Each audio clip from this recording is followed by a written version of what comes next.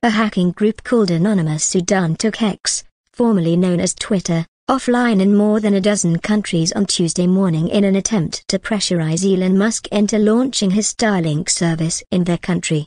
X was down for more than 2 hours, with thousands of users affected. Make our message reach to Elon Musk. Open Starlink in Sudan, the hackers posted on Telegram. X is the latest victim of the gang attacking to benefit Sudan and Islam. Over several weeks of private conversations with the group on the chat app Telegram, the BBC spoke to the hackers about their methods and motives. One member of the group, who calls himself Crush, told the BBC that Tuesday's attack flooded X's servers with huge amounts of traffic to take it offline, the same blunt and relatively unsophisticated hacking techniques for which the gang is known.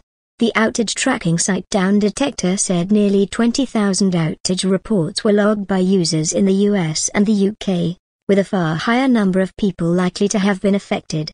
Another hacking group member, Hofa, said the so-called DDoS, distributed denial of service, attack was aimed at raising awareness about the civil war in Sudan, which is making the internet very bad and it goes down quite often for us.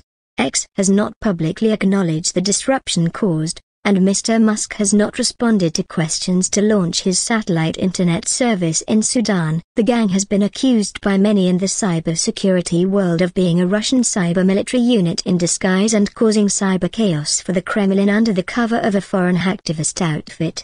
The theory stems from its online support for Russian President Vladimir Putin and an apparent alignment of motives with other hacking gangs in the country.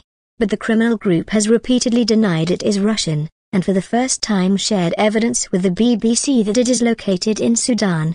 Crush, the group's main spokesperson and key member, shared his live location on the Telegram app as proof. Crush and Hofa also sent pictures of their Sudanese passports and other screenshots suggesting they are in Sudan. These things can be faked with varying degrees of difficulty, but after weeks of conversation with the BBC and cybersecurity researcher Intel Cocktail, there is nothing to suggest the hackers are lying.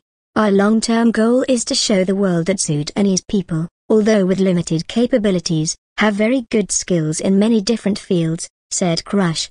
In June, the gang posted a message of support for the Russian government to end an ongoing rebellion by the Wagner forces. However, Crush explained that a similar thing happened to our country and Russians stood with us, so we wanted to pay them back, referring to Russia's support for the Sudanese government as it fights the ongoing civil war.